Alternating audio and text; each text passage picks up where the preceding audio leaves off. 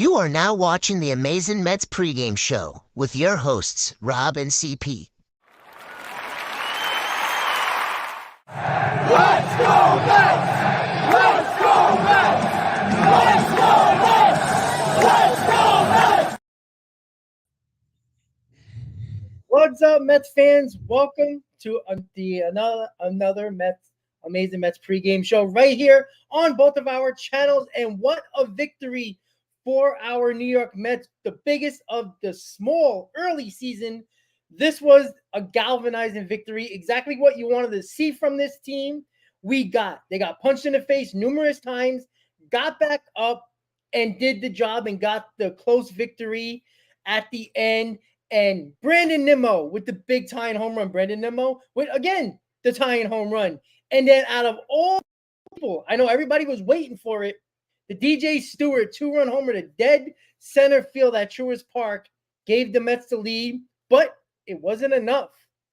They got that extra run, and it ended up being the winning run. And the Mets win 8-7.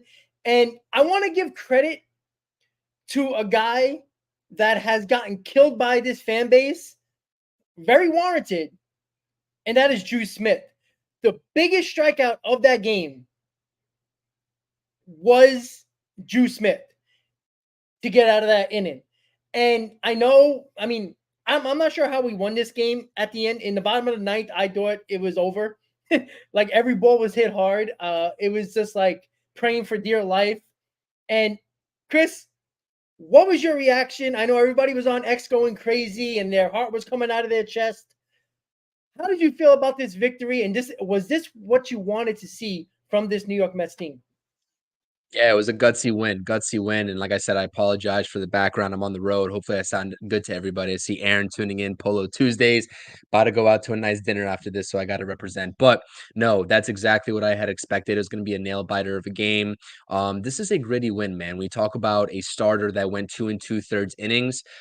Drew Smith in a high leverage situation. You don't have Adam Ottavino. You don't have Edwin Diaz. How are you supposed to win in Atlanta against that juggernaut of a team? And somehow, some way, they got it done. Electric. Shout out to Drew Smith, like you said. Definitely put himself in a little bit more of a nail biter situation. Had a couple walks as well, but nonetheless, he got the job done. And I could have sworn for sure, as soon as I saw Marcell Ozuna hit that ball in the ninth inning, that we were going to be all tied up versus Jorge Lopez. But Tyrone Taylor makes a great play, and the Mets come out victorious in Atlanta, which I believe they only did either 4 or 5 times all of last season against that squad. So electric win, man. I mean, you got to give credit where credit's due. I see Joel saying we all had the knife to DJ Stewart. Listen, I'm going to hold my thoughts and opinions. Huge home run, but that man should still not be on this team. Nonetheless, this is something to build off of, right? This is something to build off of. For 4-6, you got to build off of this type of win, especially when you go into another game 2, where, like you said, we were chatting back and forth. We have the pitching advantage, which we'll talk about here in just a second. But absolutely huge win. Shout out to everybody in the chat. I appreciate it. And yeah, Yamid, respect Brett Batty. Respect Brett Batty. That's all I got to say. Yeah, absolutely. And you know what? When the Mets went down 4-0, like I wasn't even home yet, and I got watching the game around the 4th inning, and it was already 4-0 when I got home. And I'm like, oh my God, like really? Like this is what we're gonna deal with. We knew it was gonna be tough with Julio Teheran, who was a Met for one day. We knew it was gonna be tough, right? We knew the offense had to show up. I would have been more mad scoring that many runs and losing than losing 4-0. Like I would have been upset, but I talked about it yesterday on the pregame. The offense has to pick up the pitching. The pitching has been saving their asses time and time again. We needed to see the offense do their job, and they did. And that was the important thing there. Nimmo went crazy. DJ Stewart, what a way to get his first hit of the year, and it was a huge home run. And the best part about this, what I did not see the first few games of the season was they never picked themselves off the mat. And I think that's important to realize here. And that not only did they did it in Atlanta, but I didn't feel like they were out of it. Even when the Braves took the lead 5-4. And when they started to come back, yeah, I was nervous, but I felt like the Mets were going to get it done. not easily, but get it done. Like, I didn't feel not confident that they were going to get it done. I don't know why I felt that way, but it felt like they were determined to win that game by any means necessary. The Tyron Taylor catch that I thought Ozuna hit 450 feet, because off the bat, it Me looked gone. too. Even the SNY camera zoomed to the stands. Like, everybody thought it was gone. And every ball in that inning was hit hard. So, but man, I just felt like they were always going to win that game. And that's not something that's, as a Met fan, we don't have that feeling a lot with this organization, very much at all. But what we got to do, Chris, and I hope you agree, is that we have to take that momentum and take it into today. Because if we win today, we're guaranteed a split. And we're guaranteed to, at the very least, come back home 4-3, which I think a lot of Met fans would have signed up for prior to the road trip. 4-3 is pretty solid considering you were going 1-5 starting the road trip. So what do you think about that? Yeah, no, absolutely. I think 4-3, if when we said on the roundtable, right, with Hector, I mean, we would have taken 4-3 on the road trip all day long. And my goal going into this series was just to split. And I told you that. And now it's like you got game one under your belt, the nerves of playing in Atlanta. Obviously, that's an energetic ballpark. They're screaming at you. They're holding signs saying that Brandon Nimmo is a you know what. And at the end of the day, the Mets get it done, and you got to ride that momentum in, because if you could take the game tonight, then we're getting a little bit more greedy. Then we might be talking Oh, about a yeah. series win, and it just keeps on piling up and piling on. So I absolutely love it. Absolutely. And that was just an energetic, like that was a signature type win. And it seems like the Mets of 2023 would have never had that type of win or that type of comeback to start with after being down 4-0. That's what I like about the new look Mets in 2024. Yeah, and you know what? I know this is, wishful thinking and future aspirations, but if the Mets find a way to make the playoffs, you can go back to this game in early April. Remember, nobody says you win or you get a playoff spot win in April, but you sure damn as hell can lose it. And we would go back to this game and be like, this was the moment where the Mets shown you that they're finally a tough team, because there wasn't a lot of chirping yesterday from this team that they wanted to do last year, that they think they were better than they were. They knew it was all about business. You saw, Batty, when DJ Stewart hit that home run, running around the bases, saying, let's go. It wasn't directed at the Braves like a lot of the games were last year with the Mets early on, where they were trying to like force the issue with the Braves, like just chirping at them for no reason. They seemed to be all about business. They were cheering for their guys. They were saying, let's go, big moments of the game. That's great. But there wasn't chirping. And they showed it on the field, and they did it on the field, which is something that I think this team, I feel like this team is like not this team in general, but like in past years, they wanted to show off or prove that they were better than everybody else, except they had to do it on the field. And I think they got past that situation right now. Now, look, we can lose the next 3 games and we're talking about, oh shit, here we go again. But we have the pitching matchup right now, and I talked about this yesterday in the pregame. This is the most vulnerable the Braves are probably going to be all season. And you got to take advantage of every W you can get out of them, because let's be honest, the Marlins, the Nationals, those are teams you need to beat. If you can take if you can pick off a few from the Braves, that's a couple more W's in the win column you probably thought you wouldn't have. Right now is the time to get the Braves early while their rotation is in shambles. And we know their offense is dangerous. But maybe yesterday's game gets the offense going a little bit more. Chris, what do you think about, like, given that, taking advantage of what the Braves are right now? They're not that vulnerable, but they're vulnerable enough where you can split a series or possibly take 3 out of 4 and run away with those wins that you probably thought you weren't going to get. And that can save you later in the year when you might lose to a bad team or two, where it's not going to hurt you long term. I mean, Mr. Nobody just said it here in the chat. Case in point, like 2022, just a couple of games difference cost the New York Mets, right? Especially down the stretch. So you pile on these type of wins in the front end and you leave yourself more leeway in the back end. Now, I understand that we're only 10 games in. I understand that we're still 2.5 back of the Braves, but these are momentum type building wins. So absolutely, these type of wins cushion you a little bit as soon as you get to the middle part of the season when maybe the Mets do go into a slump and the division is still close. Like these are the type of wins you look back on and are like, okay, that is a game or that's a series that definitely helped the New York Mets in the long run. So I don't really know particularly too much about Reynaldo Lopez though. Going back into this game tonight, I know he pitched 6 innings. I believe he only gave up 1 earned run against the White Pitch Sox, well. but that's the White Sox. Listen, Adrian Hauser had a great debut, spoiled the last time around. He pitched exactly how he needed to, got the ground ball outs that he needed to. This is a game that the New York Mets are definitely any game in Atlanta, you're going to have to put up runs. But Adrian Hauser, I feel confident when he takes the mound. So I absolutely agree with you. We'll see what happens. But if the offense, like, let's put it simple. If you're playing the Atlanta Braves, let alone anybody, if the offense doesn't show up, you're probably not going to win that game, Yeah. especially versus the Braves. So all eyes to me like are on this lineup to see if they can replicate what they did yesterday. Now I know it's a different lineup. You got Marte in the 2 hole here. LV Live, my boy LV in the chat was saying that. I like that a lot, but you got, Harrison Bader slotting back into the lineup. And I know a lot of people are pissed on X about Omar Narvaez back in this lineup. It's a 4-game set. I understand why they did it, but can this lineup replicate what they did last night? Brandon Nimmo, is that the game that's going to get him going? We're still waiting for Francisco Lindor to get going. Pete Alonso's looking a tad bit lost at the plate, but I'm not worried about Pete Alonso. This, like yesterday, like this is a test for me. This is a test for the New York Mets. Are they going to just go back to the anemic offense that we saw for much of the season prior to last night?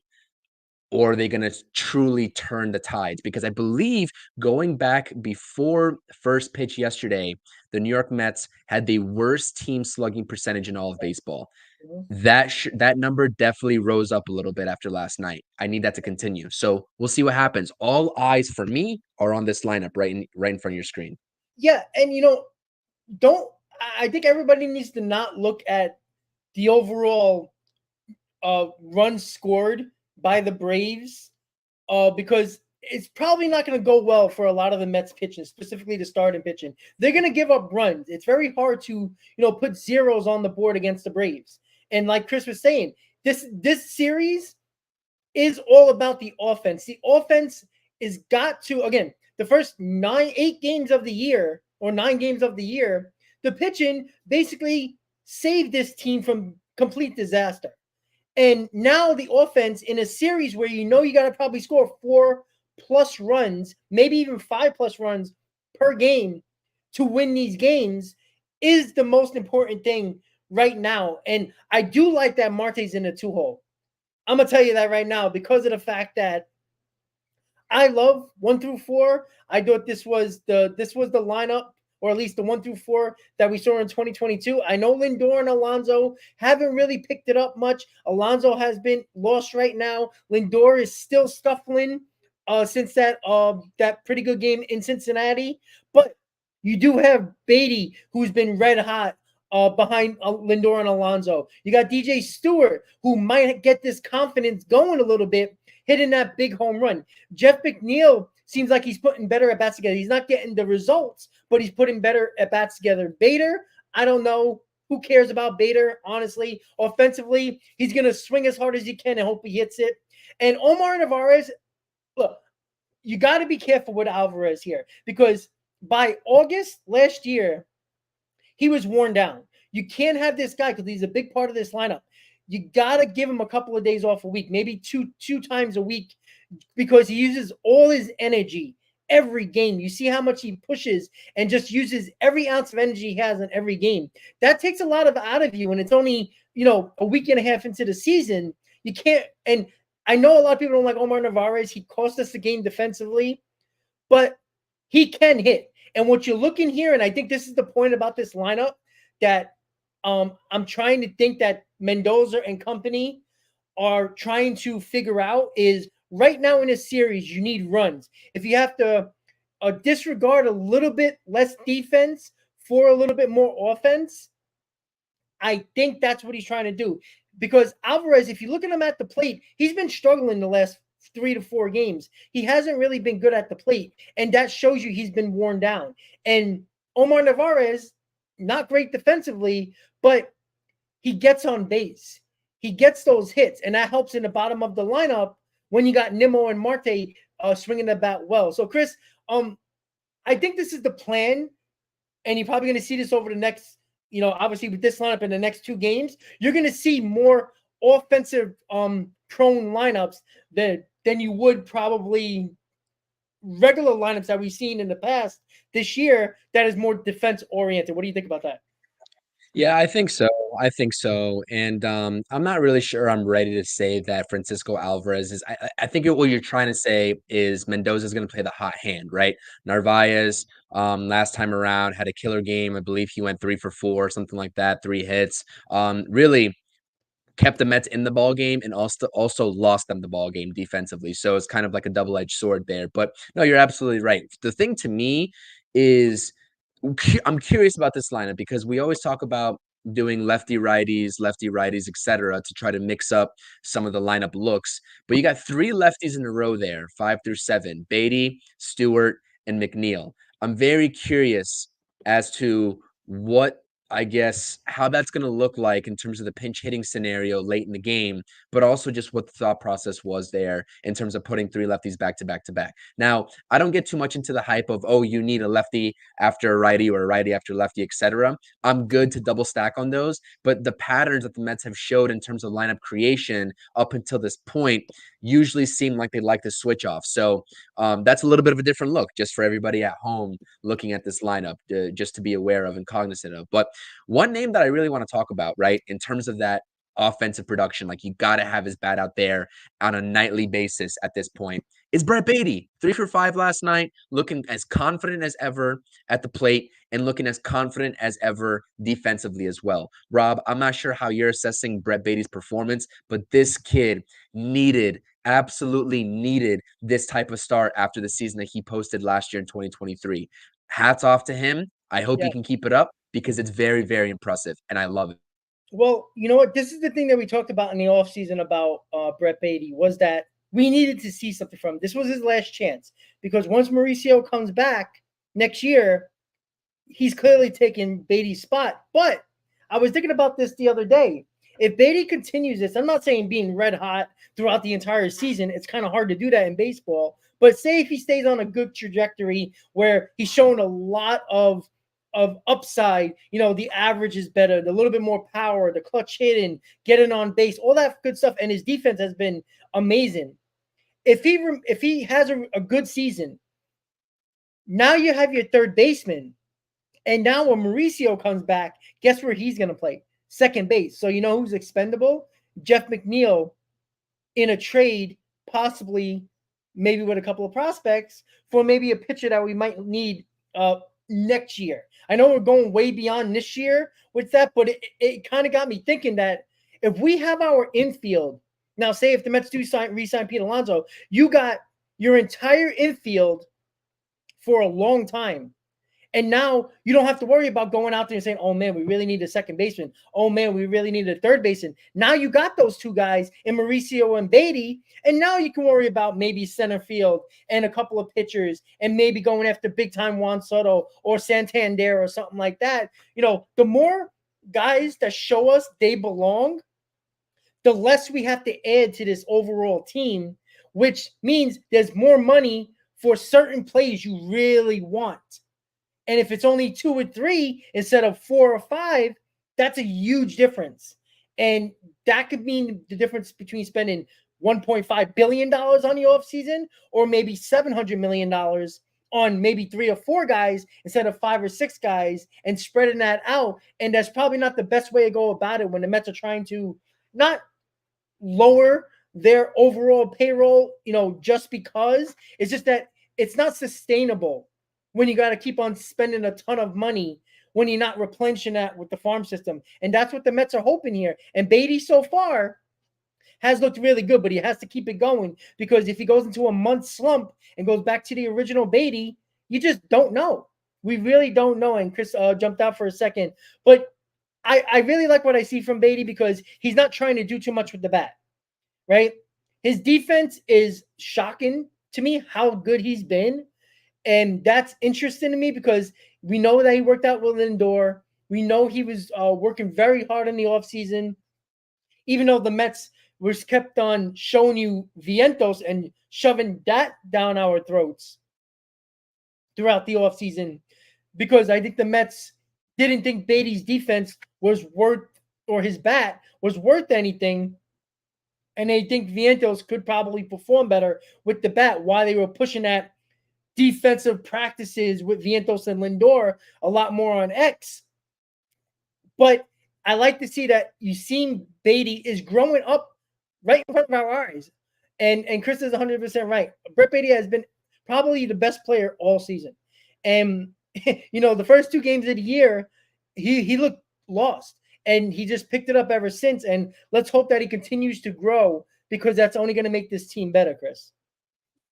Yeah, absolutely. I mean, I've been critical of Brett Batty in the past, and like I said, he just needed this sort of start. And you're absolutely right in the point that if the Mets really do have their future third baseman in Brett Batty, then that alleviates so much pressure on this front office to try to find that next franchise third baseman, and they can focus all of their resources, not just a fraction of their resources, on all the other positions that the Mets are going to need. And I agree with you. If he stays at third base, you got to find somewhere for Ronnie Mauricio if he's going to be on this team, right? I don't think anybody's going to really give you anything valuable for Ronnie Mauricio coming off of such an injury. So he's going to have to play somewhere. And Jeff McNeil, let's face it, is getting older, has looked less impressive, and he can be that expendable piece, like you said. Listen, that's for the next offseason. We'll talk about that here, obviously, down the stretch on the roundtables, etc. But can we get hype? We just beat the Atlanta Braves, bro. We just beat the Atlanta Braves. Can we get some LFGMs or LGMs in the chat? I need to get hype on this, because a Game 2 win in Atlanta would do such wonders, not only for my mental health, not only for my just reactions and my hype on these streams, right? It's going to do so much for this team's confidence, right? It's going to do so much for this team's confidence. And an 0-5 start would have been like that was light years ago. We won't even be talking about that anymore. So we need some hype in the chat. We need some hype on here. I love what I saw yesterday. Yes, it was a nail biter. Every game against the Braves, it's a juggernaut team. They got hitters after hitters after hitters. It's going to be a nail biter. But by golly, man, they did a great job, and I couldn't be more proud of that team. I'm going to tell you right now, I could not be prouder of them. So that's it. And I know, I forgot, I think it was explosive. What do you do with Jet Williams or Acuna? Let's not worry about that yet. When it comes to that, if it happens that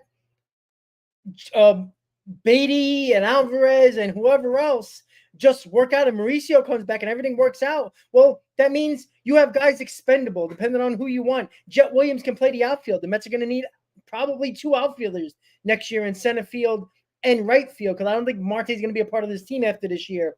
So there's options there. And you know what? If we have more expendable prospects to make a big trade in the offseason, or maybe the trade deadline, then you do it. I'm not worried about who might come up. If Jet Williams is going to be the guy, or Acuna, I don't care about those guys. And, before we get hyped, Chris, I want to talk about the JD Martinez news, where he got a shot in his back. Again, this is not new, guys. This is something that we worried about in 2022 when we were talking about the Mets trading for JD Martinez at the deadline. We were concerned about his back. Go back the last 4 seasons. He's got shots in his back prior to the end of spring training. So this is his ramp up. Were you expecting him to be healthy back-wise? I wasn't. Look, the Mets are playing better, and I know everybody wants to see JD Martinez, but the last thing you want is to put him in a bad situation, in a pressurized situation, stay in this series where he was supposed to come back, and he overdoes it, hurts himself, and then he's out for 3-4 months instead of a week or 2. Let's not play games with JD Martinez because he will be beneficial later in the year when it really matters. Remember, he only played 113 games for the Dodgers last year. It's not like he played 150. So playing around the 110, 113 games is probably what you needed to expect from JD Martinez. So, Chris, I don't know if you got anything to say about that, but that's just my opinion on it.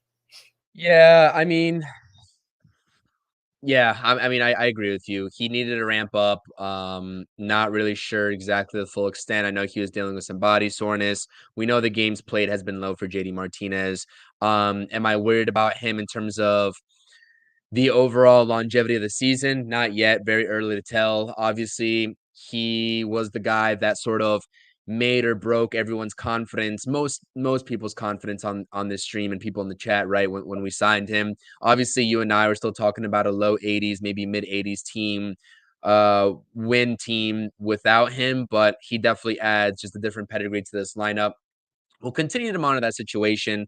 I think it's just sort of not precautionary. Obviously, he's definitely dealing with something, but this is nothing new, like you said. He's been dealing with this soreness. He's had back injuries. This was the whole red flag of why the Mets potentially weren't going to go up a couple more $1 million and sign him, right? Other than the fact that the Mets were sort of struggling payroll wise. But the word has been out on JD Martinez for quite some time in terms of his injury bug. That's not no. That's not unknown. So yeah, you're absolutely right. We'll see what happens, man. You know, at this point, we don't have JD Martinez in the picture right now, and this team has to still go out there and perform. Like, they can't be worried about who might be coming tomorrow. They got to be worried about today. And us fans, like, that's exactly the type of mentality as a person who talks about this team I'm going to take each and every day, because I can sit here till I'm blue in the face talking about, oh, JD Martinez might be here for this series or that series. Everybody was speculating, oh, he might be here for the Atlanta series. Well, guess what? He's not. And we don't know when we're going to see JD Martinez, to be honest with you, because it seems like the timeline keeps getting pushed back. So doesn't really matter. Let's go win some ball games without JD Martinez. Am I worried? No. But then again, things change. Things change all the time, especially when you have a long-standing injury history like that, especially when you're 36 going on 37 years old. Things change. Next man up.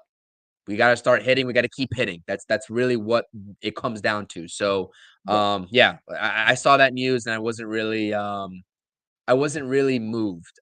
I just want to see what's going to come out of it. But one thing that I was moved by, I saw him the pregame before. I was totally planning on making that pregame. Things happen. I'm on travel. Hopefully I sound good, by the way, because I'm doing this from a hotel room and the hotel Wi-Fi is what it is. But nonetheless, you know how that goes. The purple uniforms, man. I know I'm wearing pink right now, but I saw you talk about that a little bit. It can be a hit or miss. I like the color purple. I'm very curious about what the design's going to be. We'll see. I'm intrigued. I'm intrigued, to say the least. I'm intrigued. That's all I'm going to say. You know, I'm one of those idiots, probably like many of us, that will buy the jersey regardless of what it looks like, because it's a unique type of jersey. You know, it's like the Mercury Mets many years ago. You know, those ugly things. But you know what? I had a Mike Piazza one. It was disgusting, but it was cool because the players wore it. I don't think they're going to be a purple jersey. I don't think they are. I know the 19th is when they're going to actually show them for the first time on whatever social media. But I think they're going to be a combination. I think the lettering is going to be purple. And with the Queensboro Bridge, I think we've seen athlete logos. That he put a jersey out there that was black. It wasn't purple, but it was black. Had Queens with the Queensboro Bridge as the background. That was cool. I don't know if they're going to go the black jersey route, but please don't go all purple. I can't deal. Like, I'm not against purple, but what I worry about with a lot of these City Connect jerseys is that they make the colored pants very similar to the jersey. Can you imagine the Mets wearing all purple? We'll look like we're watching Barney. Please don't. Like, if you want to put black pants with the purple shirt or some type of off-colored white with a purple jersey, okay, I'll survive. And I'll be the idiot that buys a jersey, because what the hell else would I do? But if they're purple, oh, please. Like, make it look nice. Do you like the blue Philly connects or no? I think they're so stupid. I understand the point. I understand the point because it's their flag, their state flag color, so I get it. But the font, and that's what killed the jersey. The font of the letters and the numbers are stupid. Like if the font was kind of somewhat normal, it would look better than it is. But they go too far of worrying about. I know it's City Connect, so it represents the city, but can we like stick with the team colors at a little bit? Like, why not? Why would we go away from our colors? I know the 7 train, the number 7 and the MTA, it's a different type of purple. That's great and all that stuff, but like, come on. Like, if you want to put a freaking train on the jersey that says 7, I'd rather that because it makes sense. But if it's a purple jersey, I'm gonna have a hard time liking it. You never know. The font might be great. The setup, the whatever the background might be, they might do something with the Queensboro Bridge. I'm on board with that. Like I like the outside the box thinking, but not when it comes to jerseys that they're gonna wear for many years, probably on Fridays or Saturdays or whenever they're going to do it. But purple, man, oof. Rob, just be prepared to be disappointed. We Oh, got an I will already be. large enough I'm sample already size for these disappointed. connects. But I'm already listen, disappointed. aside from that, all jokes aside, we do have some other news to talk about, right? Not only Mhm. JD Martinez, not only City Connects, but Julio Teheran. Very short stint, 2.2 innings as a New York Met and already DFA'd. It just seems like David Stearns really isn't playing this season. And he's like, Yeah, you're not getting the job done, you're getting yanked. Same thing happened to Michael Talkin. Just got traded to Minnesota after a yeah, couple of horrendous outings for the New York Mets. Mr. Stearns has built this team. This is like not the one thing I gave him credit for, but the main thing I gave him credit for was building a competent team that had depth pieces. I yeah. believe Cole Sulser was getting the call up. Cole Sulser, obviously a name that not many people are intrigued by, but had a pretty decent spring training in the limited sample size that we saw him in spring training. So keep an eye on Cole Sulser. It's next man up mentality for this team, and David Stearns is also treating it as such. Now, I don't know the whole parameters. I'm not sure if you know the whole parameters of the Julio Teheran deal. I know it's excess of $2 million, which makes it hard to wrap my head around a guy getting Yeah. over $2 million for 2.2 innings. Maybe that's not how the clauses of the actual contract work. Like I said, I don't have the actual ins and outs of that, but nonetheless, he's out of here.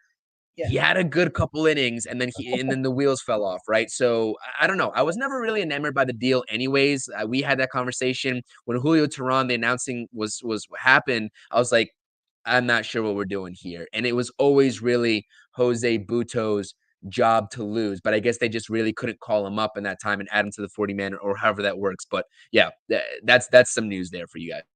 Yeah. So the Julio Teheran, I looked into it because it was interesting to me. It's a split prorated deal. If he Okay, remained in got the it. majors and with the Mets would have paid that $2.5 million, obviously over time throughout the year, and he would get incentive base if he meets those incentives. So since they released him, DFA'd him, they only have to play him that prorated uh contract that he has to do. So whatever he was on the Mets for, I think about 2 days in total, Right, basically right. officially. So they prorate that for the 2 days. So he don't get Got it. nothing else except I think he probably gets some type of like buyout DFA that nobody knows about, maybe like a couple of $100,000 or something like that. But Budo is coming into rotation. He'll be most Thank likely you. Saturday. Thank you, Subway to Shay Anthony. Make sure you subscribe to his channel. Yeah, I was just about when he brought that up. So Jose Budo can officially be a part of the team now. You can call up your guys that you sent down to the minors, your option down, because it's going to be after or on April 12th. So he'll be available, I believe, on Saturday.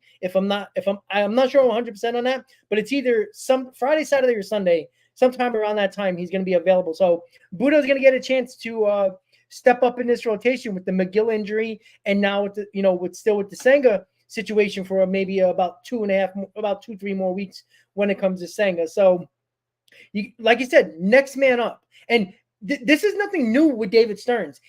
I always talked about this, and when people talked about, oh, why is he signing, this guy that nobody heard of, or 50 bullpen arms, or all these guys we never heard of, because of situations like this.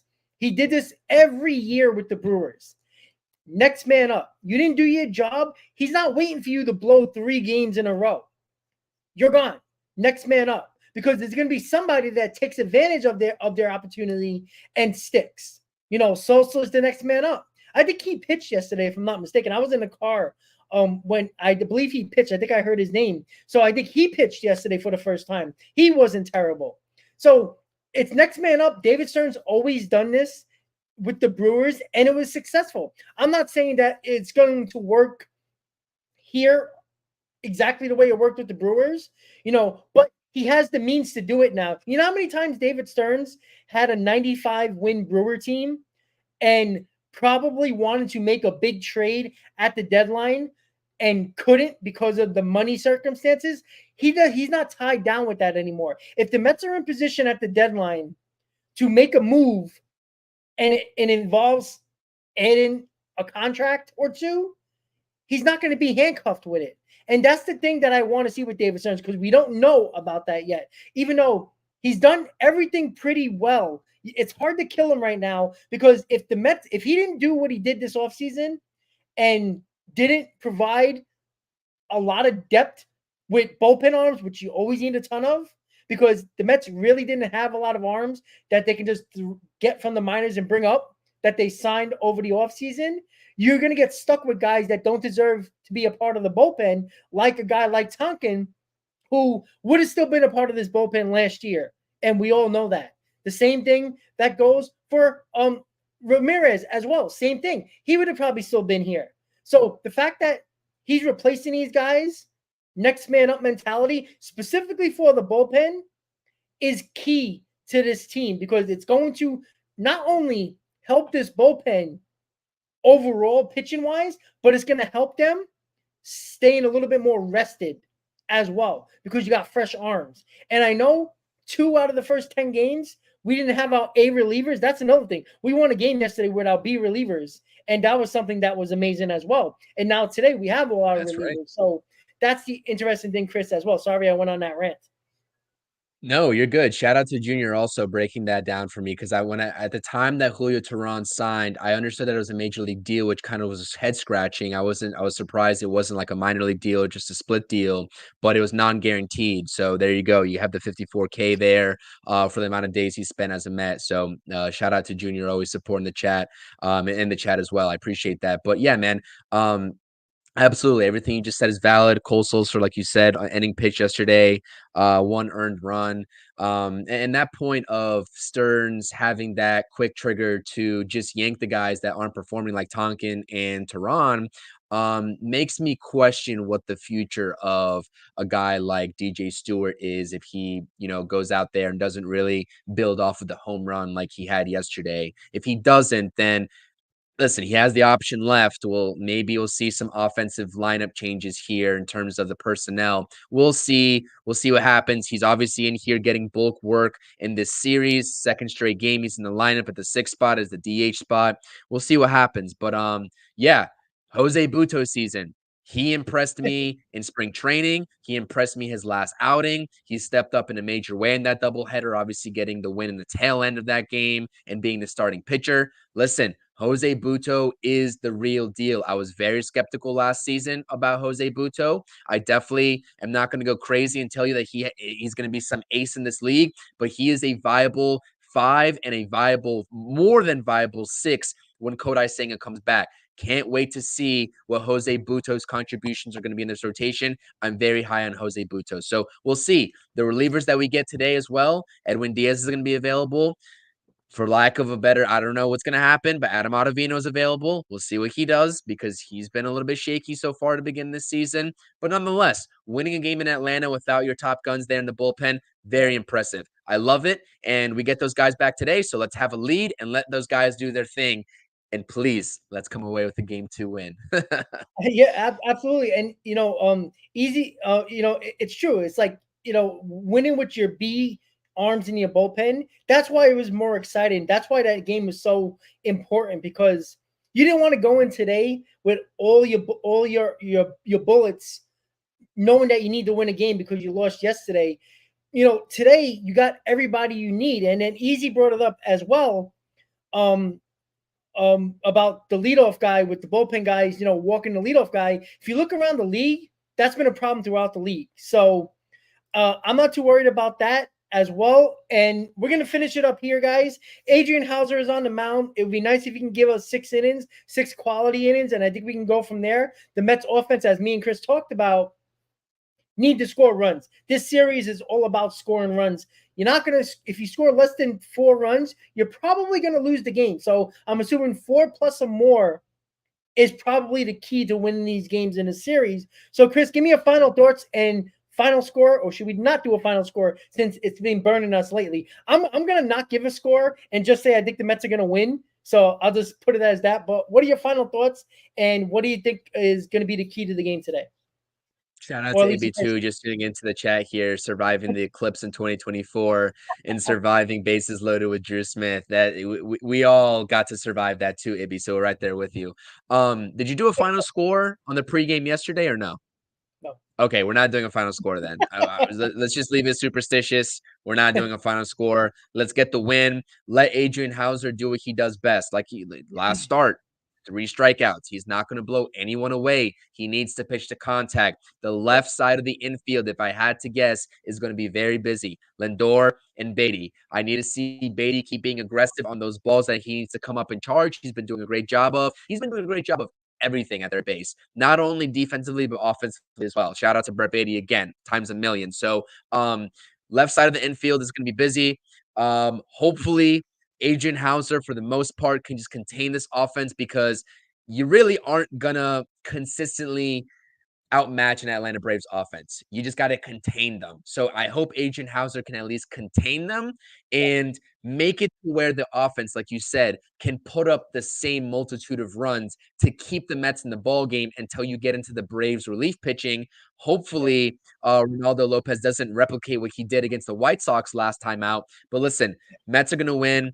Adrian Hauser, need to keep building off of that. Was very impressed by his first start. I hope this lineup has what it takes to go out there and prove that, listen, the New York Mets are not the 2023 New York Mets. We're not just going to roll over and hand you the ball game after a 4-0 start. That was the 2023 Mets. I'm glad that in a little bit of adversity, the 2024 Mets showed something different. Shout out to Brandon Nimmo finally breaking out 2 home runs yesterday. Hopefully he builds off of that. We'll see about Marte in the 2-hole. Hopefully Lindor and Pete come around at the same time, and this offense is going to be rolling, right? We don't know we're going to get 7, 8, 9. Jeff McNeil, Harrison Bader, Omar Narvaez is going to be a wild card offensively.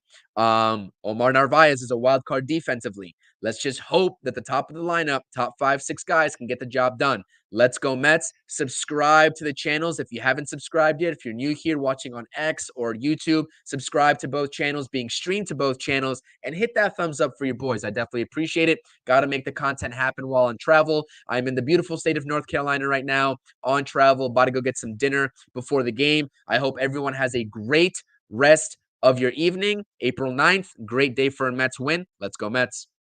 Absolutely. So let's go Mets, guys. Let's get game 2 of the series, and let's get this win and these W's in this series when the Braves are less vulnerable. With that said, let's go Mets, guys. Another Amazing Mets pregame show in the books.